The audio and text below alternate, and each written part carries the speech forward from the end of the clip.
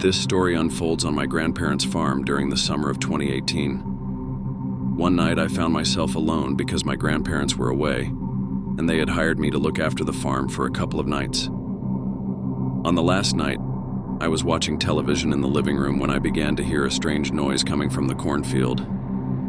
Initially, I didn't pay much attention to it because I thought it was probably a deer, but then I heard all the cows mooing at the same time. Normally, you'd only hear one cow mooing at a time, but when all the cows started doing it simultaneously, I knew something was wrong. Something or someone must have scared them for all the cows to be disturbed like that.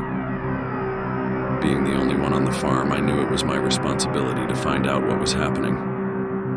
I went to the closet to grab a jacket and head outside, but just as I was about to leave, I heard a very sharp scream from a cow. I stood still for a while, shaking with fear. Something terrible was happening with the cows. I quickly ran upstairs to my grandfather's bedroom. He always keeps some weapons under his bed. I loaded his hunting rifle and ran outside. The cows were still making noise incessantly, so I entered the barn to check. Nothing was out of the ordinary. All the cows were there except for one that was missing from its stall. It didn't make sense. I was sure it was tied to the stall the last time I saw it. Then I thought I heard a sharp sound from a cow coming from the cornfield outside the barn. So I went out. As I walked towards the field, I could swear I heard what seemed to be people talking. I finally decided to fire 2 shots into the air. Everything went silent. The cows quieted down, and I couldn't hear anything from the field until I heard footsteps in it. I didn't know if I had the courage to enter the cornfield, but I had to do it. This is why farmers have weapons, and I couldn't just stay hidden in the house with intruders in the field. I started walking through the crops and could hear many pairs of footsteps beside me. I was getting even more scared as I moved deeper into the field, and then I froze. A few meters away from me, in one of the rows of corn, there was a person dressed in black. I raised my gun, telling him to get out of my field. I wasn't lying. I was ready to shoot, but he didn't move, not even an inch. Then he started walking towards me with his arms slightly extended, as if he was telling me to lower my gun. I aimed my gun at him again, shouting for him to back off. It was then I realized something horrible. He, along with the others, was wearing creepy masks. The man stopped approaching as I backed away, and everything was silent for a moment.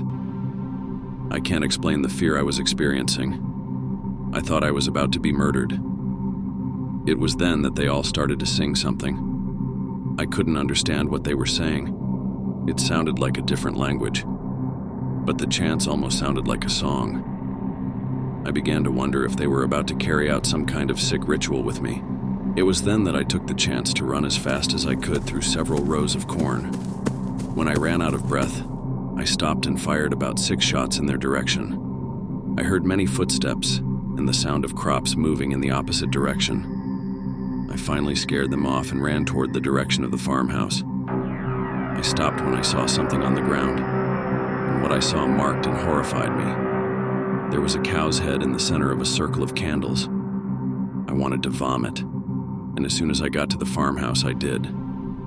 I took the house phone and called the police, explaining the situation as best as I could. The operator said an officer would be on the way. After speaking with the police, I called my parents and explained the situation, asking them to come pick me up. My dad said he would be there in an hour.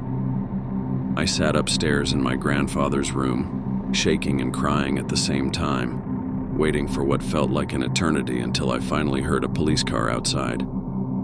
I ran out to the officer and never felt so relieved in my life. I told everything to the officer, who searched the barn and then part of the cornfield.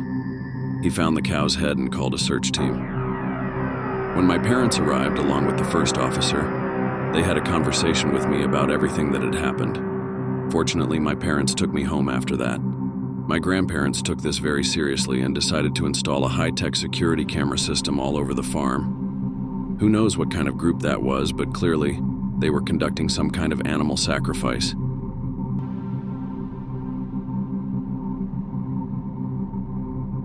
I have always considered myself a practical farmer. My days started before dawn and ended long after the sun had set. The farm was my world, and every seed I planted, every crop I harvested represented a Herculean effort. But there was one problem that had been tormenting me for years: the crows.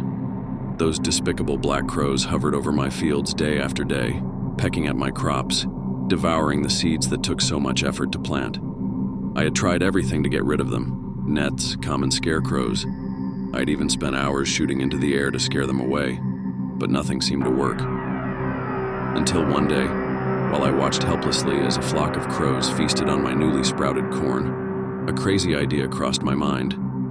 What if I created a scarecrow so spooky that no crow would dare come near it? I threw myself into the task with fierce dedication. I rummaged through the shed for materials and found an old wooden mannequin that had once belonged to a clothing store. Its arms and legs were articulated, which would make the task of making it look more realistic easier. I bought tattered clothes from the village store, and some old, muddy boots from my barn completed the look of a careless farmer. But what really made my creation stand out was its head. I used a large pumpkin that had grown strangely with a twisted expression resembling a creepy grin. I carved it an open mouth and a macabre smile and deep eyes that seemed to follow you with their gaze. That pumpkin became the face of my scarecrow. To give it a final touch, I covered it with a layer of worn red paint, as if it were bleeding all over. When I placed it in the center of the field, even I shuddered at the sight. It was the personification of terror. The first night after placing the scarecrow, I sat on my porch, watching with satisfaction as the crows perched in nearby trees but kept a prudent distance. My neighbors initially looked at me suspiciously and murmured that I was losing my mind. But as the crows continued to avoid my fields, their skepticism turned into amazement and admiration. All was well until I noticed something strange one morning when I went out to the field. I found black feathers scattered everywhere, as if there had been a fight. The scarecrow was on the ground with its head twisted to one side, as if someone or something had attacked it. I approached cautiously and lifted the pumpkin head, gasping when I saw what was underneath. It wasn't crows that had caused this. There were marks from human hands that had torn off the scarecrow's head and put it back in a grotesque position.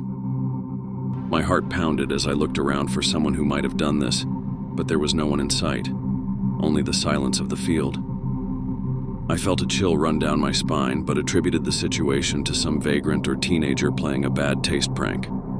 I repaired the scarecrow and placed it back in its original position, but that night, instead of sitting on the porch, I decided to hide in the darkness of the barn, determined to catch the prankster. I spent hours waiting, but nothing happened. Finally, exhaustion overcame me, and I fell into a fitful sleep. I was awakened by a chilling sound in the middle of the night. A sharp, spooky scream filled the air, making me jump out of bed. I ran out to the field where my worst nightmare had come true. The scarecrow was standing, teetering on its wooden legs, with its arms swinging grotesquely to the sides. It emitted inhuman moans as it staggered toward the cornfield where the crows had gathered in a terrified black flock. I couldn't believe what my eyes were seeing. It was impossible. A scarecrow couldn't move on its own, but there it was, advancing towards the crows with a malignant determination. The crows took flight in a frenzy of feathers and squawks, fleeing from the living scarecrow. I saw it chase the crows across the field, its maniacal laughter echoing in the night. I ran towards it, trying to grab and stop it, but it pushed me aside with a force that didn't seem possible for a pile of wood and cloth. Finally, the scarecrow returned to its original place in the center of the field as if nothing had happened. Its pumpkin head smiled sinisterly as I looked on in horror. I didn't know what to do or how to explain what I had witnessed. How could a scarecrow come to life and then become inert again? The next day, I called a close friend, Tom, to help me investigate what was happening. He was skeptical at first, but after spending a night in the barn with me, he changed his mind. Together, we watched the scarecrow for hours, waiting for it to come to life again, but nothing happened. We decided to leave it for the night and return the next day with more tools and surveillance equipment.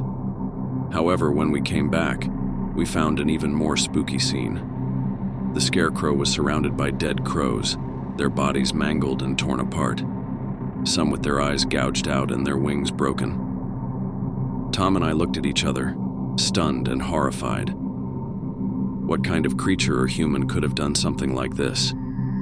There was no logical explanation. We tried to investigate, but we found no evidence that could lead us to an answer. The situation only worsened from then on. Every night, the scarecrow came to life and went out into the field, chasing the crows and causing havoc. The corpses of the crows piled up around it, and the ground around the scarecrow became sterile as if it were absorbing the life of everything around it. Stunned and with hearts full of fear, Tom and I decided that the only way to end this nightmare was to destroy the scarecrow once and for all. We armed ourselves with torches and gasoline, prepared to burn it to ashes. As we approached the scarecrow, I noticed that its pumpkin head had a different expression this time. It looked sad, as if it knew what was about to happen. The scarecrow continued to teeter, but when Tom tried to grab it, it seemed to offer little resistance, almost as if it wanted to be freed from its existence. Tom and I exchanged nervous glances as we soaked the wooden and cloth figure with gasoline. When we set fire to the scarecrow, a momentary sense of relief washed over us, but that feeling soon vanished when we began to hear sounds we couldn't believe. From the flames emerged moans and cries, as if the scarecrow were suffering indescribable torment. The screams were distressing, and we could feel the sadness and desperation in each moan. Despite the spooky experience, we couldn't look away, mesmerized by the macabre spectacle before us. Finally, when the flames completely consumed the scarecrow, the sounds abruptly ceased. All that was left was a pile of smoldering ashes. The field fell silent and the air became oppressive, as if something evil had dissipated. Tom and I looked at each other once more, this time with a feeling of relief mixed with unease. The problem of the crows had been solved, but at a cost we couldn't fully understand. We could never explain what happened that night. We decided not to tell anyone else about what we had witnessed, fearing they would think us crazy. Although the field became peaceful again and the crows were no longer a threat, the memory of the living scarecrow and its distressing farewell would haunt us for the rest of our lives. The farm became my world again, but I never tried to create such a spooky scarecrow again. I learned that sometimes it is better to let mysteries remain unsolved, and that some secrets should remain in the shadows where they belong,